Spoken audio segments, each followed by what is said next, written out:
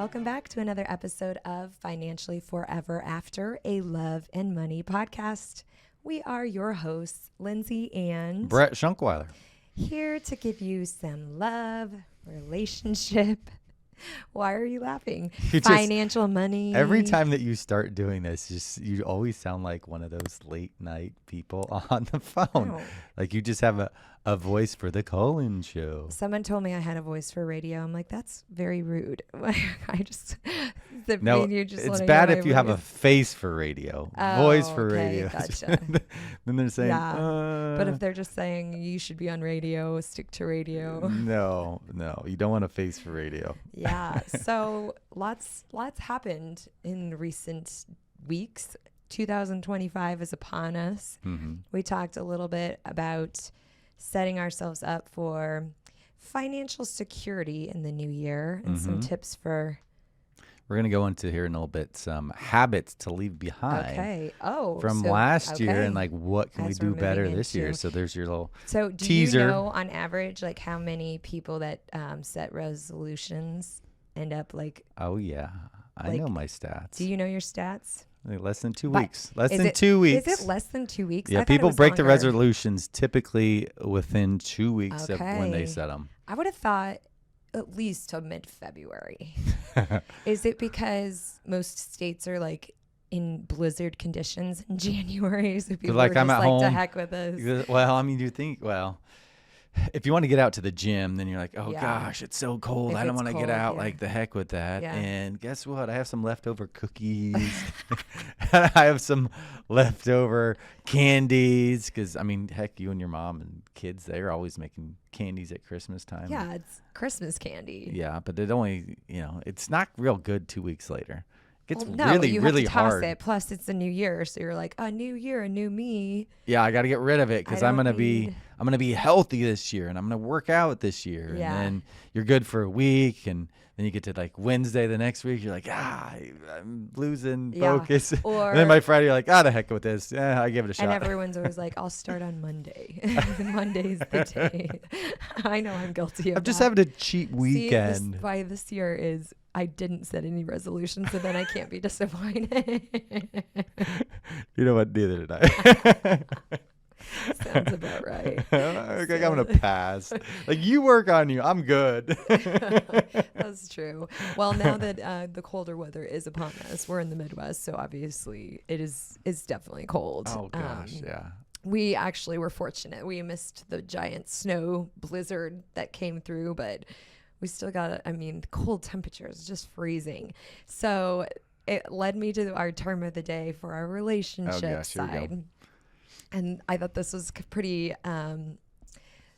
it's makes sense for the time of year. So it's called, this is a relationship term. Okay. And it can be applied to people that are married too. But in the dating world, this is obviously a term. So am I getting my mind right? Like, hey, we're dating and you use this on me or what?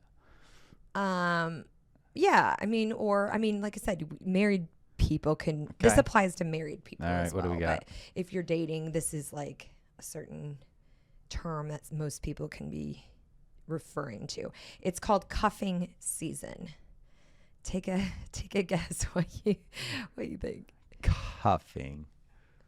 My mind first went to cupping, like, last month you had like share the joy, hands on you in the Christmas, like that, but wait, cupping, like I'm going to cup those bees. That's where my mind went initially. And I know that's probably not right. So cuffing, I would think, cuff like on your sleeves. But think about it in relationship terms, not your shirt. I like cufflings. I like this because it's fun for me to. I know the answer. I'm sure you know the answer. So, like, these people are dating. Does the woman usually say it to the guy, or the guy say it to the woman? It can go either way. It's just like the season of time of like why these people are doing this thing. I don't know. Maybe it's something you do in winter time. I have no idea. You make it sound like. What is it? What do they do in wintertime? Cuffing. Just think cold weather. So it is in cold weather. Yeah, it applies to cold weather. And going outside and I don't know, doing something on the ice. Okay. I have no idea. Okay. Valiant effort. Okay. So cuffing season refers to colder seasons of the year when you feel your problems would melt away with a good cuddling session. So you basically essentially you're wanting to cuddling. You're wanting to find a partner to cuddle with because it's cold. You need a security blanket. So you're on the search after New Year's to find your cuddling person. To find somebody to cuffing cuddle. Season. Cuffing.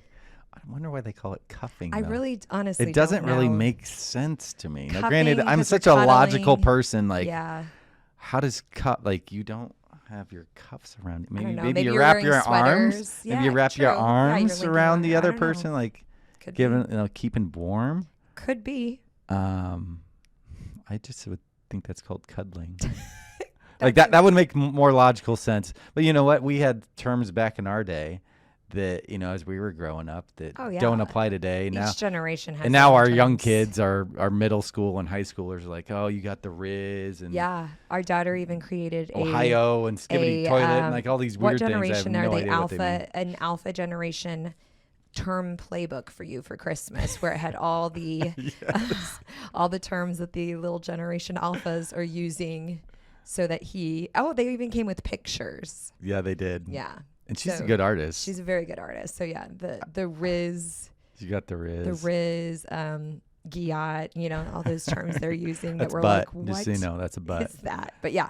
So which brings up a good point, because you mentioned like the younger generation. That's not necessarily true. So these terms, so let's say you're an older person and you're your spouse either passed away or you're divorced, which we're going to talk about today, because divorce is pretty prevalent in people who have been married a couple decades, which is kind of crazy.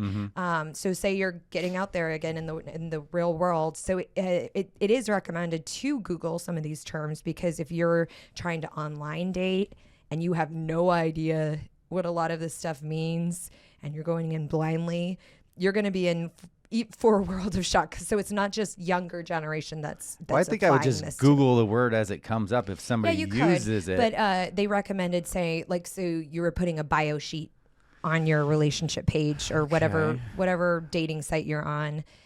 There were do's and don'ts for your bio sheet. Okay, so, what's a don't? Some of the things, just some of the don'ts would be like some of the terms that maybe you grew up with don't refer to, like, when you were first dating. Maybe it was back in the 60s, maybe it was back in the 70s, but obviously those terms might not apply nowadays. But here's where I'm at on this is you would probably be dating, unless you date like someone way older or way younger, they're usually going to speak your lingo. Are they not? Possibly. Because I'm like, all right, well, if I go out on the date, like something happened to you and 5 years later I date again, I'm not going to like try to talk the lingo of like a 25-year-old. I'm going to talk somebody somebody that's my age. Probably. So wouldn't that apply? But, let's say you are an older person and you're trying to get back out there, your age gap could be 15 years. I mean, it just depends on the person. So maybe you have a wide range of like, the youngest I'm willing to go is 12 to 15 years, but that's essentially almost another generation. So those are just some lingos, but yes, that's what they recommend, making sure you're Googling that stuff. But that's not what I wanted to talk about today.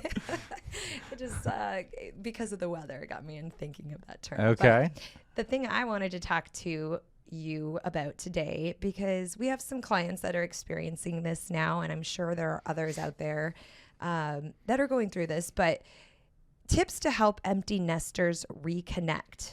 So the reason I brought this up today is because the divorce rate, especially post-COVID, of people that have been married a long time, had their kids are older, and now they're struggling. They're struggling as a couple because for so many years, their lives revolved around their kids. Like, think about us. Like, we are constantly on the go. Our kids are involved in activities. You have homework to work on. It's just a whirlwind. So when the kids are finally leaving, it's like, what do we do? Oh gosh, I got to like date this person all over again. 'Cause, I had my kids and now I don't. Right. And even think in our case, like some of our dates, what are we talking about? We're talking about our kids. So it's like our kids are gone. Yeah. We don't see them on a day-to-day basis. What are you talking about on these dates? And sometimes these kids, that they'll move. I mean, as they go, they're like, all right, well, they're in another state or 5 states, 6, 7 states over. And yeah, it's like dating all over again. But, you can either make it fun or make it be, oh my gosh, this is a headache. Like, what am I going to do? What are we going to talk about? Right? Like, oh my gosh, we've already talked about everything we can talk about, but there's always something. There's always something. I mean, we go on dates and like we always come up with something to talk about. Well, and you just got to kind of remember what you fell in love with each other for. Like, what were the traits that you found admirable in the other person, and kind of reconnect there. But so today.com is where I found these tips. So number 1 is to talk through your feelings or sadness and depression with your spouse. So don't keep it in, because it said a lot of dads actually struggle, sometimes even more than the moms, because they feel like, not always is it the case, but sometimes the dads are the breadwinner. They're working more hours, and maybe they don't necessarily spend as much quality time with the kids as the mom gets to. So there's some feelings of, oh, my opportunity is gone. The kids are now gone. Remorse that you missed out on things. Exactly. Yeah. So a lot of dads struggle with that adjustment. In my case, I know I'm going to struggle because for many years I was a stay-at-home mom. My kids were home with me. I was used to them being in my orbit for so long, and they still are. I mean, I'm a glorified taxi driver. I drive them everywhere. I just don't get paid for it. No, I'm an Uber driver because they request music and stuff. I'm constantly changing the channels. I'm like, 5 stars, leave me 5 stars. So that's something they recommended, because a lot of times your spouse might be feeling the exact same thing you are, and it's good to have that communication of, I'm sad, I'm feeling depressed, and talking it through. And also they said that one spouse might take longer to adjust than the other spouse. That's pretty common too. So being patient with one another. Yeah, I mean, I think that's just a constant thing all the way through, is you got to be patient and share your feelings with each other. Some of the people have commented just from seeing us on, these podcasts and seeing us on YouTube or listening to us on Spotify or Apple or whatnot, and they're like, you guys got such a great relationship and you work so well together. I'm like, yeah, it ain't peachy all the time, right? But it's kind of like what, Sweet Home Alabama. Like, I'll tell you when you're being you always say that it's a pain. Notebook, whatever. Yeah. And then, but it brings up a good point, because a lot of people see us, or if you're watching our podcast, or seeing glimpses of our lives, and they might think, well, I can't relate to them. They're just like this perfect couple. They never fight. That is so not the case. Like, marriage is hard. Like, we struggle. There was last week where I wasn't talking to you. You weren't really talking to me. I was good with it. You were good with it. It's like, all right. Well, which is not healthy either. I don't recommend, communication, obviously number 1, but we struggle even as a couple now. So if you see a couple and you're like, well, they're perfect, they never fight. That is so not the case. Marriage is work. You have 2 individual people coming together, and with different ideas and thoughts and feelings. So there's always going to be some strife or some conflict, but you just got to work through it as a couple. And I think you love them in spite of the reasons that they, kind of piss you off. Yeah. For the most part, right? It's like, you know what? She's pissing me off doing this, and this. Like, it's driving me crazy. However, you always got to think the other end of it. Like, what did I do to piss her off? Or what is frustrating her? And let's talk about it. Like, all right.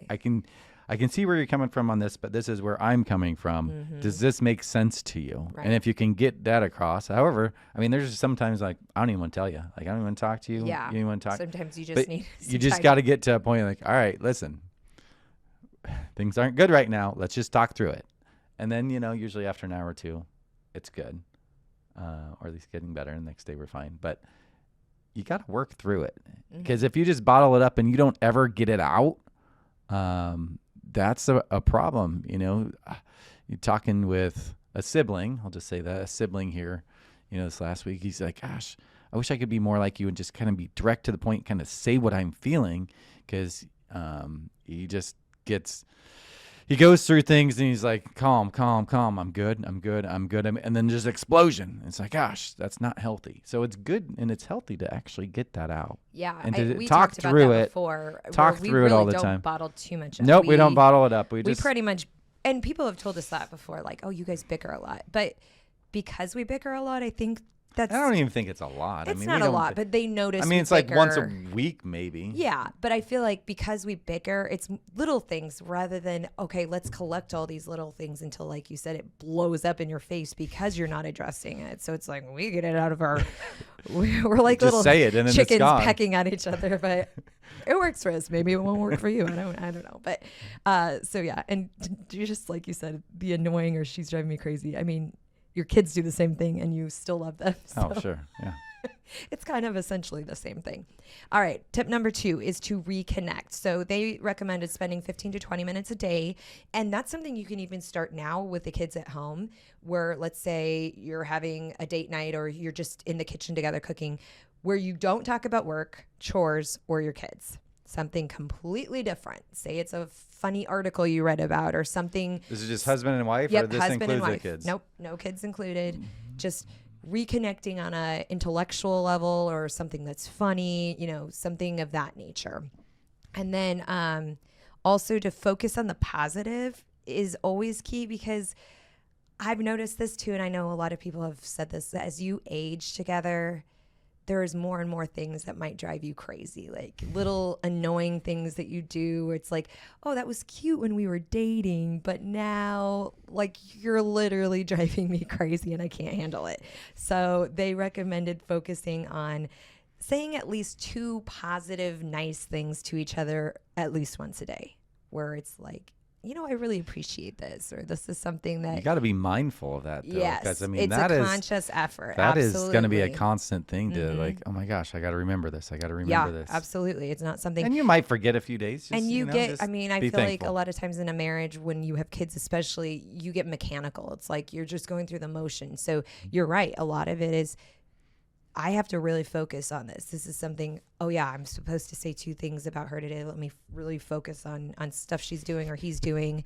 That You don't want it to seem like a chore. Though. Oh, not I a chore, suppose. but it might be a chore at first till you get used to, like, it's just, what did they say about habits? How many days before you form a habit? It's like 30 days, or it's like a long time. So It might be like 2 months. yeah, or something like that. of that nature. But just, you're formulating these habits and you might have to set reminders. But yeah, so I just thought that it was really interesting, especially as the kids age and get out of the house, reconnecting and knowing that obviously there's stuff that drew you together when you were dating. You obviously chose to get married and have kids, start a family. So finding that reconnection, that passion. Yeah, maybe do something, like I do not like concerts, and I've said Mm-hmm. that before, and you don't like going to But what did some you get some me ball for Christmas? games. Yeah, I got you tickets for guess something. who gets to go with me? Yeah, 'Cause you're my bestie. she said you're. So sometimes you do things, or you go on a date that one of them might want to go on, and Yeah. the other one doesn't want to go Yeah. on, just because you want to spend time with them Right. and actually have a date. So it's important to do some of those things Yeah, because they'll reciprocate that. absolutely. So there you go. Empty nesters, some tips to rekindle that fire. And cuffing season is upon us. So make sure you have that cuddling person to keep you warm. What do you got for me for finance Okay, all right. today? So 2024 is behind us, and now we are in 2025. So we're thinking, all right, what can we leave behind from a financial standpoint? What do we want to say? You know what? Let's not do that again. Or how can I be better this next year? I mean, we both said that we don't really have New Year's resolutions because we didn't want to fail at them. That's not always good, just so you know. You might want to try to do that. But one of those was habits you want to leave behind is subscriptions, paying subscriptions you don't want or need. I just think of us, like, how many subscriptions do we have for TV?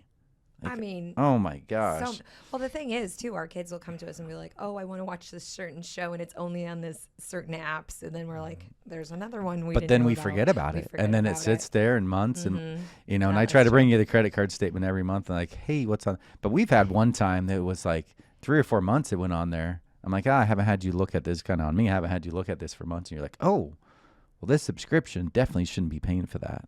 So one of the things that I looked up and says is check your credit card statements every single month. Look through that to see what additional subscriptions, or just clarify the subscriptions that you do have are the ones that you should be having, or look at bank statements depending on if you're doing on credit card or bank.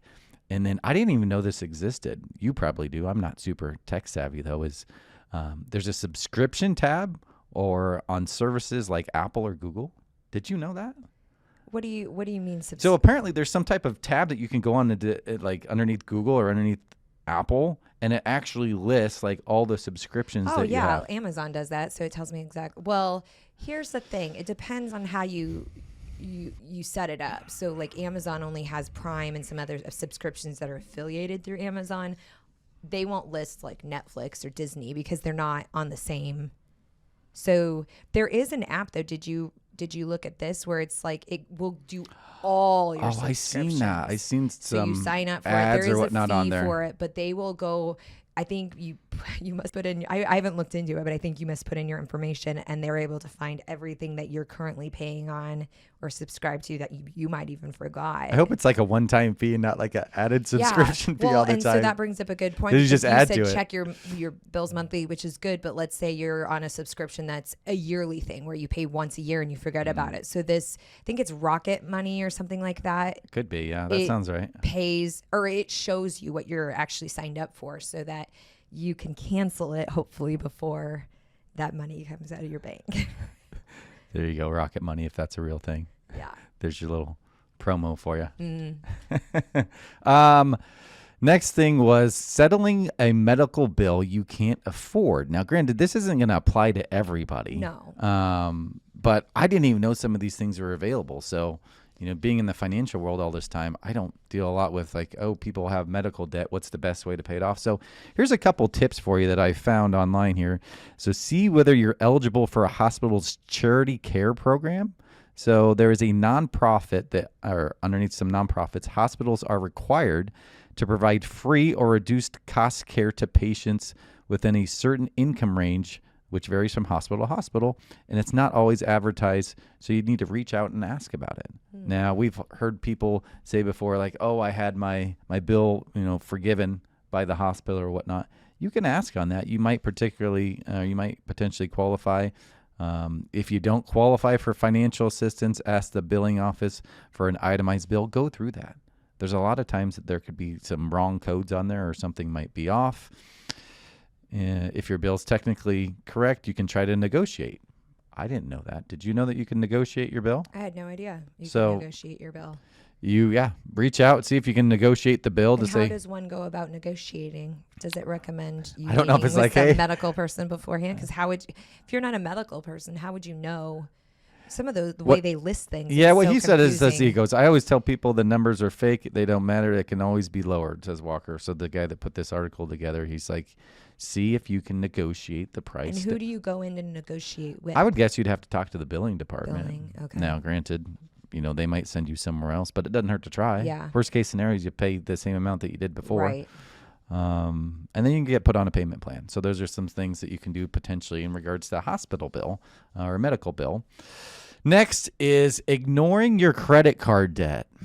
So, being in the financial world, obviously owning a financial company, Shunkweather Financial, we're very, very smart about how our money and how we do things and how we set things up.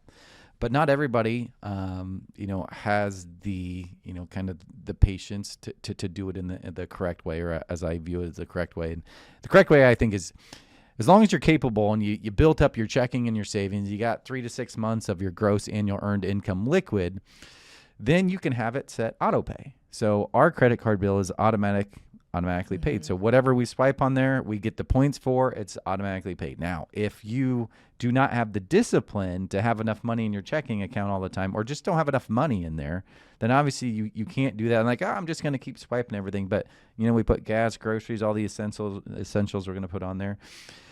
But average cost for like a balance transfer is like 13.67%. You can get up to 24, 25% from what I've seen on credit card debt. Sometimes it could be even worse. So a good credit card rate I seen was 14%. Bad one is about 23%. Now, granted, I've seen rates a lot lower than that. So just because you Google it and that's what shows up online doesn't mean that's what it's going to be. But let me ask you this, Lynn. So I looked it up, and if you had a $5,000 credit card debt and you only paid the minimum payment, so let's just say it's 1% of the balance. Am I going to have to do math? You're just a guess. 1% of the balance.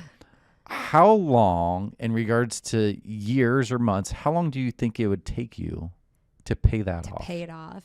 And you're paying the minimum $5,000. So you have $5,000 of credit card debt at a normal interest rate. So what's the minimum? Was it 1%? Is so what, 1%. $500? Yeah. Yep. Is it 5? No, 500 would be 500. 500 would be 10%. Okay. So yeah, it's $50. Okay. So you're only paying the minimum interest every single month. Minimum interest is only 1%. In this scenario, yes. And it probably is. I don't know. I'm not a credit card company, but it would be higher. Yeah, it could be. Might vary card to card, but Yeah. in this situation, say you're paying roughly 1% every month. Okay. Or the minimum. So $50, you owe $5,000. I can't even I think the interest keeps accruing and you gradually knock down, right? 3 years. Is that off? Oh, yeah, that's off. Like short? Too? Oh, it's too short. Oh, Really? by far. Oh, yes. I guess $50 isn't very much in the grand scheme of things. What is it? No, 50. I mean, just think about it. $50 times 12, that's so 600 yeah.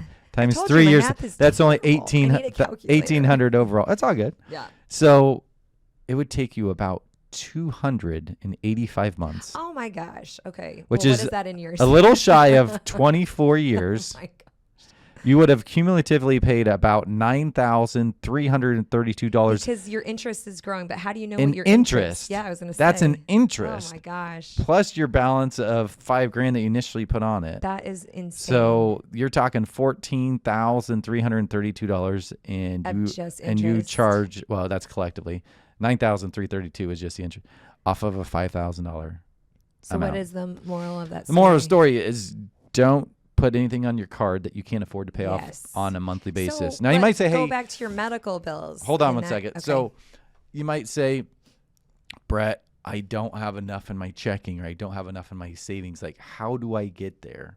Well, you need to look at your budget every single month and say, okay, well, I know I have $4,000 coming in. I'm spending X amount of dollars. How much can I put to my checking or how much can I put to my savings every single month? And like, all right, I'm going to gradually build that up, 200, 300, 400, and keep getting that higher and higher and higher.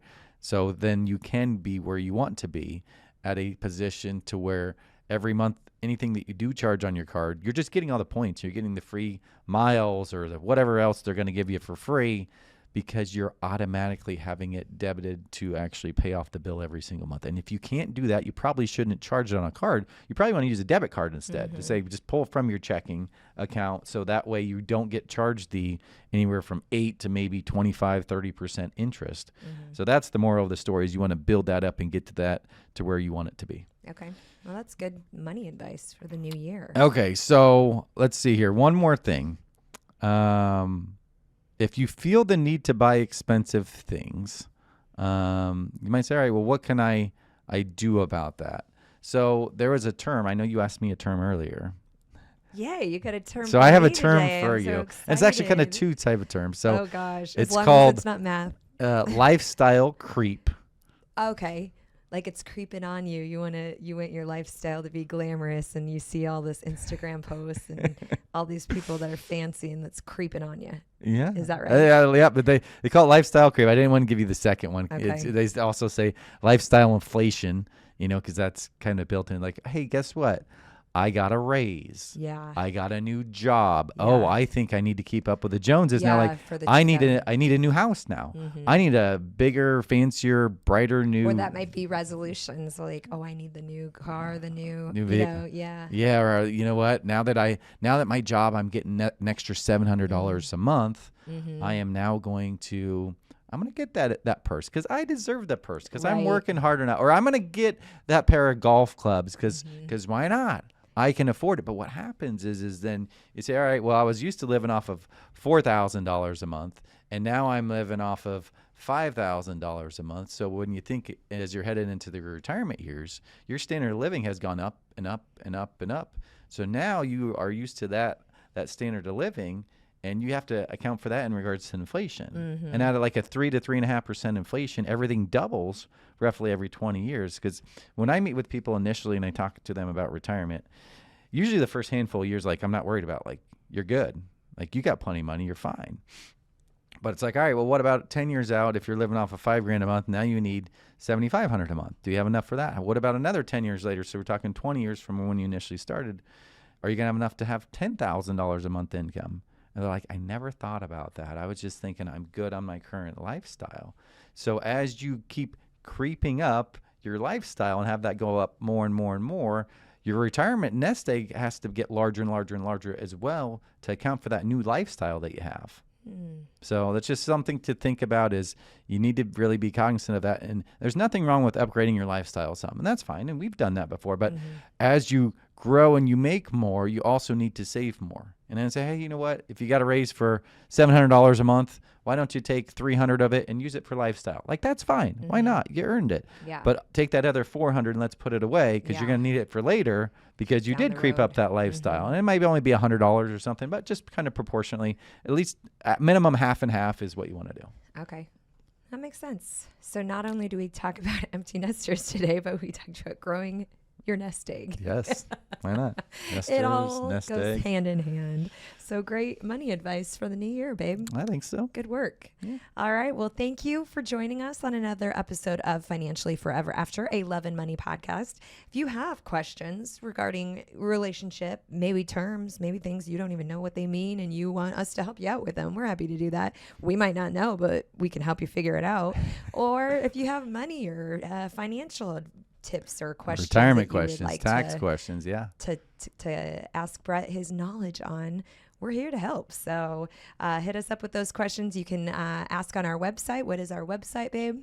I just think of my work website. Financially. Financial.com is what I think of.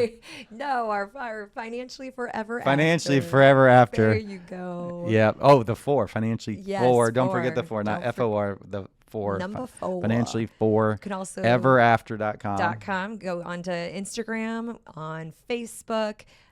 We are also on YouTube. So hit us up with those questions and we'll be happy to adjust those on future episodes. Thanks again for joining us, and we'll see you soon.